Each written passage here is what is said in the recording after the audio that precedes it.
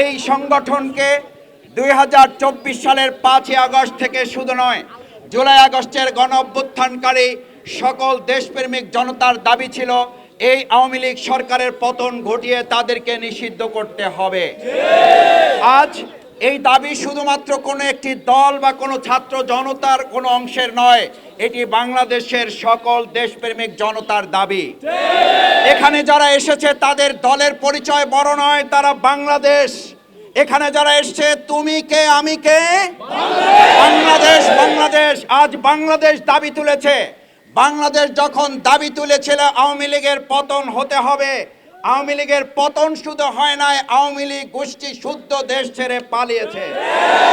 সেই পালানোর ধারাবাহিকতায় গতকালকে এবং তার আগের দিন পালানোর ধারাবাহিকতা তারা অব্যাহত রেখেছে। আমরা অত্যন্ত বিস্ময়ের সাথে লক্ষ্য করছি এই পালানোর সাথে তারা একটা অংশ সহযোগিতা করছে।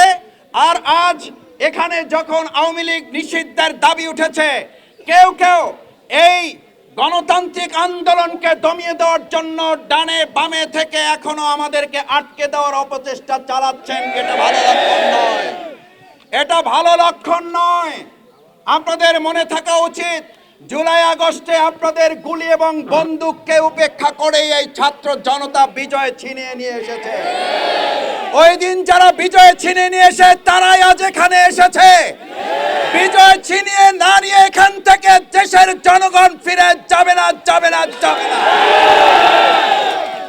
আজ এখানে রাজনৈতিক দলের নেতা হিসাবে বাংলাদেশ জামাত ইসলামী আসে নাই। আমরা এসেছি এদেশের 18 কোটি জনগণের সকলের ঐক্যমতের ভিত্তিতে আমরা বাংলাদেশ আওয়ামী লীগের মতো গণহত্যাকারী একটা সংগঠনকে অতি সত্বর নিষিদ্ধ ঘোষণা। টানা 7মবারের মতো বেস্ট টিস্যু পেপার ব্র্যান্ড হিসেবে স্বীকৃতি পেয়েছে বসুন্ধরা টিস্যু। আমি খুব বিস্মিত হই, আমাদের কেউ কেউ বলেন এটি খুব স্পর্শকাতর জায়গা। আমি আমার ভাই বোনদের কাছে জিজ্ঞেস করতে চাই, এই যমুনার জায়গাটি যেমন স্পর্শকাতর, আমাদের বাংলাদেশের প্রত্যেকটি নাগরিককে স্পর্শকাতর না তারা স্বাভাবিক জীবন? প্রত্যেকটি মানুষ স্পর্শকাতর। মানুষের জীবনকে অনিরাপদ করে শুধু একটা ভবনকে নিরাপদ করা যথাযথ নয়। এজন্য অন্তর্বর্তীকালীন সরকার তৈরি করা হয় নাই। এটা ফ্যাসিস্ট সরকারের দায়িত্ব ছিল কোন একটা ভবন পাহারা দিয়ে গোটা দেশকে অনিরাপদ করে ফেলা। আজ আমরা পরিষ্কার একটা কথা বলতে চাই, এটা জনগণের দাবি। জনগণের দাবির প্রেক্ষিতে আমরা আশা করব বর্তমান অন্তর্বর্তীকালীন সরকারকে যে ছাত্র জনতায় ক্ষমতায় বসিয়েছে, সেই ছাত্র জনতা দাবি তুলেছে অবশ্যই আওয়ামী লীগকে নিষিদ্ধ করতে হবে।